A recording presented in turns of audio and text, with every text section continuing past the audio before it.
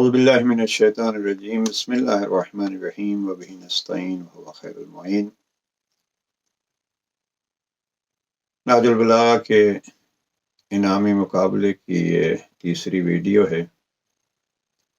آج کے اس سیشن میں ہم یہ پہلو پیش کرنا چاہتے ہیں کہ ذات جناب امیر کا بعد از قرآن ذات رسول اکرم سے کیا تعلق ہے۔ زمانہ شاہد ہے کہ جناب امیر علیہ السلام کی زندگی کا ہر پہلو پیغمبر اکرم کی زیر تربیت رہا، اور اس کو اگر یوں کہا جائے کہ امیر المومنین پیغمبر اکرم کی تربیت کا ایک اثر ہیں، یا اگر کوئی کہے کہ جناب پیغمبر اکرم کی مکمل تربیت یافتہ کسی شخصیت کو پیش کیا جائے تو اس کا نام ہے ذات علی ابن ابی طالب۔ جناب امیر علیہ السلام نے نہج البلاغہ میں بارہا اپنے تعلق کو پیغمبر اکرم کے ساتھ پیش کیا ہے۔ مثلا خط نمبر 45 میں جناب عثمان ابن حنیف جو بصرہ کے گورنر تھے، ان کو خط لکھتے وقت اپنا تعارف کرایا اور پیغمبر اکرم سے اپنے تعلق کو ان لفظوں میں پیش کیا۔ فرماتے ہیں مجھے رسول اللہ صلی اللہ علیہ وآلہ وسلم سے وہی نسبت ہے جو ایک ہی جڑ سے پھوٹنے والی دو شاخوں کو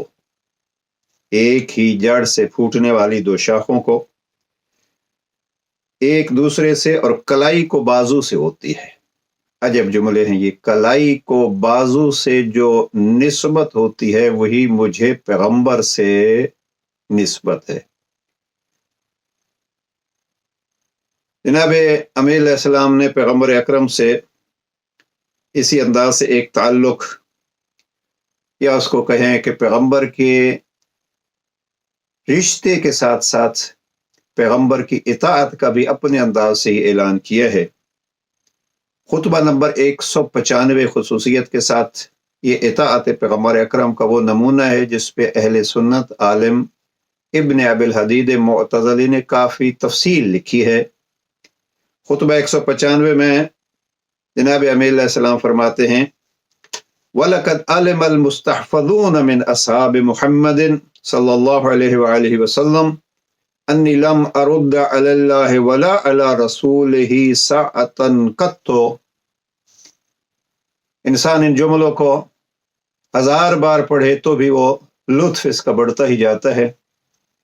جناب امام فرماتے ہیں پیغمبر اکرم کے وہ اصحاب جو احکام شریعت کے امین ٹھہرائے گئے تھے اس بات سے اچھی طرح آگاہ ہیں کہ میں نے کبھی ایک آن کے لیے بھی اللہ اور اس کے رسول کے احکام سے سرتابی نہیں کی۔ یہ ہے اطاعت امیر المومنین، اطاعت خدا اور اطاعت جناب مصطفیٰ۔ تو یہ خطبہ 195 ہے۔ حقیقت یہ ہے کہ ابھی قرآن مجید کے ساتھ تعلق، پیغمبر اکرم کے ساتھ تعلق کے بعد یہ ہم عرض کرنا چاہتے ہیں کہ کلام امیر المومنین حقیقت میں امیر المومنین علیہ السلام کی پہچان کا ذریعہ ہے۔ آئیے کوشش کریں نہج البلاغہ کو اس پہلو سے پڑھیں، یا یہ کہ اگر ہمیں امیر المومنین کی تعریف اور عظمت جاننی ہے تو آپ کے کلام سے بہتر کوئی اور ذریعہ نہیں ہوگا، البتہ بعد از کلام خدا اور رسول، اس لیے کہ اللہ نے قرآن مجید میں ان مقدس ہستیوں کا جو تعارف کرایا ہے وہ اپنی جگہ پہ ہے۔ تو جیسے بارہا یہ عرض کر چکا ہوں کہ جناب امیر علیہ السلام اسی قرآن کی تفسیر بیان کر رہے ہیں۔ امام علیہ السلام کلمات کسار میں خود فرماتے ہیں کہ بات کرو تاکہ پہچانے جاؤ، کیونکہ آدمی اپنی زبان کے نیچے پوشیدہ ہے۔ تو یہ جناب امیر علیہ السلام کی باتیں ہیں، نہج البلاغہ تحریریں ہیں جناب امام کی۔ ان تحریروں اور ان گفتگوؤں کے ذریعے سے امام کو پہچانا جا سکتا ہے۔ اب کس موضوع پہ امام کو پہچانا جائے؟ یہ تقریباً 22 موضوعات پر مبنی ایک کتاب کا بارہا تذکرہ ہو چکا ہے، نہج البلاغہ اور معرفت امام علی۔ اس میں 22 مختلف پہلو جناب امیر علیہ السلام نے اپنے تعارف میں کون کون سی چیزیں پیش کی ہیں۔ بہرحال آج اس سیشن میں پہلا موضوع جس کی تفصیل کی طرف نہیں جا سکتے وہ ہے جناب امیر علیہ السلام کا علم میں سے بس فقط 2 خطبوں کی طرف اشارہ کرنا چاہتا ہوں۔ خطبہ نمبر 91 اور خطبہ نمبر 187، خطبہ 91 اور 187 میں جناب امیر علیہ السلام نے اپنا وہ ہمیشہ کا دعویٰ دہرایا ہے، اور جو امیر علیہ السلام نے ہی دہرایا ہے، اور وہ ہے سلونی سلونی قبل ان تفقدونی۔ تھوڑا سا فرق ہے، ایک میں امام فرماتے ہیں کہ مجھ سے آسمان کی باتیں پوچھ لو، میں زمین کی باتوں سے آسمان کی باتیں زیادہ جانتا ہوں۔ تو یہ اس کو ہم زیادہ اس سے وضاحت نہیں کر سکتے۔ خطبہ 187 اور خطبہ 91 سلونی کے دعوے، علم امیر المومنین اس میں دیکھا جا سکتا ہے۔ علم امام کے بعد شجاعت امام کے تذکرے خود امام نے فرمائے۔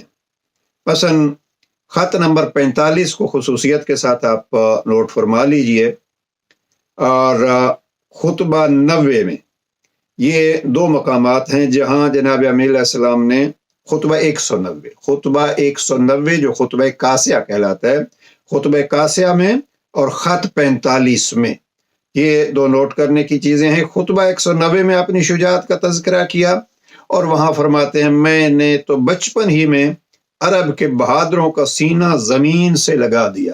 اب یہ وضاحت طلب پہلو ہے کہ یہ بچپنا کب تھا جناب امیر علیہ السلام کا، اور عرب کے بڑے بڑے بہادروں کا سینہ میں نے زمین سے ٹیک دیا۔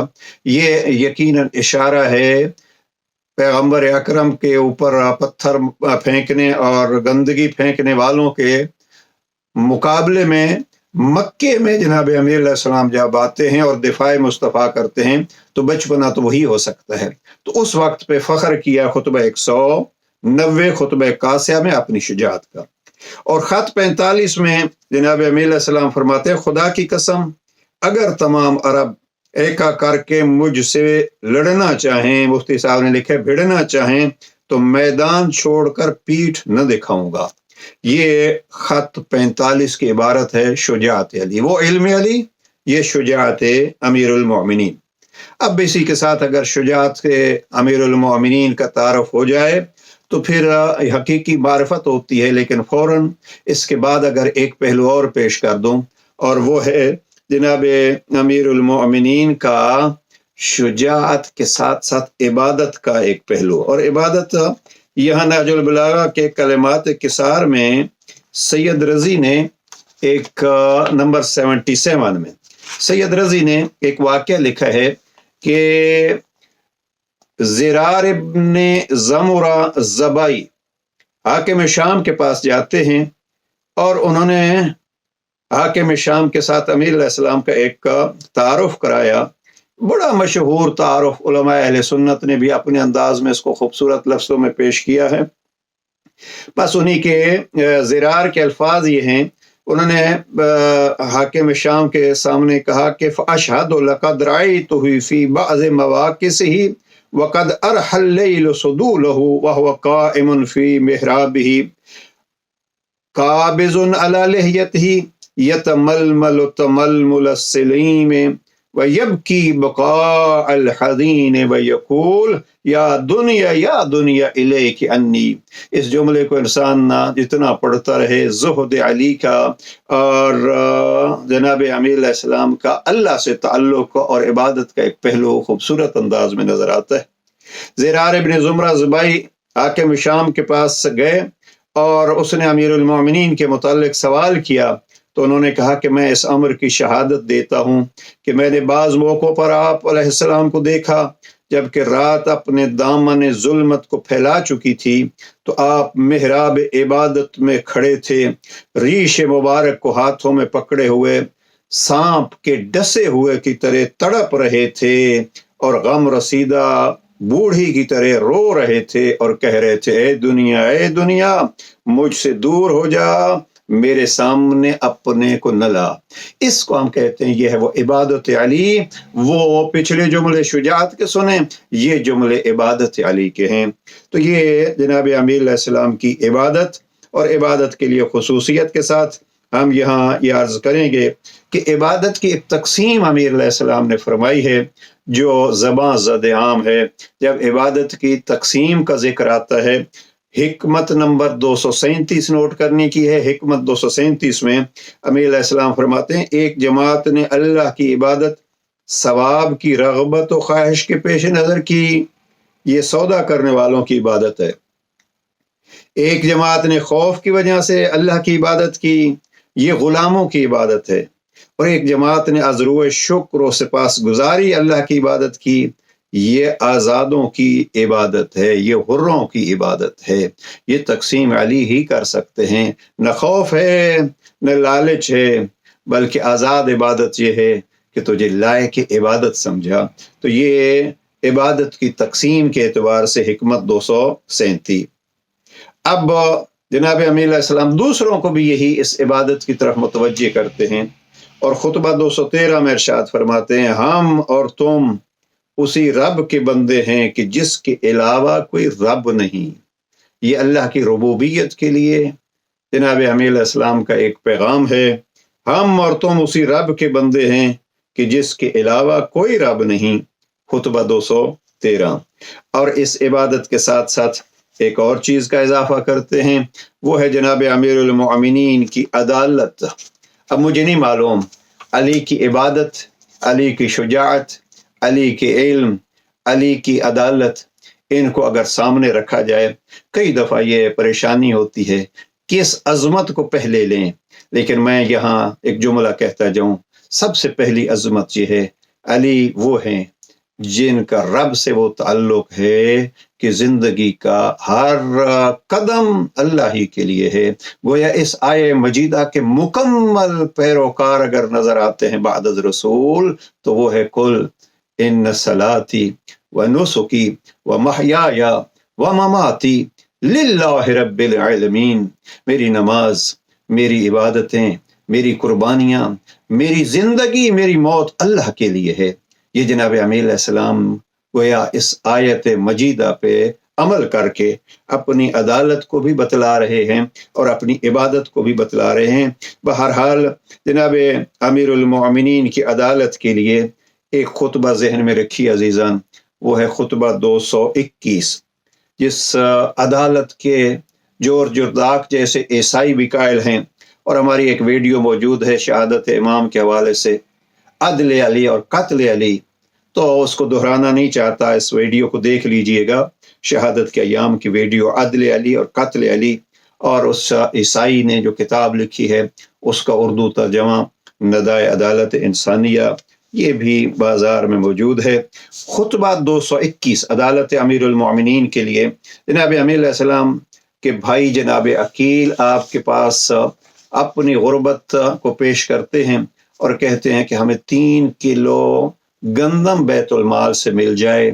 امام نے وہ کیا ان سے برتاؤ کیا، وہ ایک تفصیلی گفتگو، لیکن اس خطبے کے آخر میں امیر المؤمنین فرماتے ہیں خدا کی قسم اگر 7 اقلیم ان چیزوں سمیت، یہ خطبہ 221 کے الفاظ ہیں کہ اگر اس دنیا کی ہر چیز 7 اقلیم جو چیزیں اس میں ہیں ان سمیت اور آسمانوں کے نیچے جو کچھ ہے مجھے دے دیا جائیں، اور کہا اتنا جائے کہ صرف اللہ کی اتنی معصیت کرو کہ میں چونٹی سے جو کا ایک چھلکا چھین لوں تو کبھی بھی ایسا نہ کروں گا۔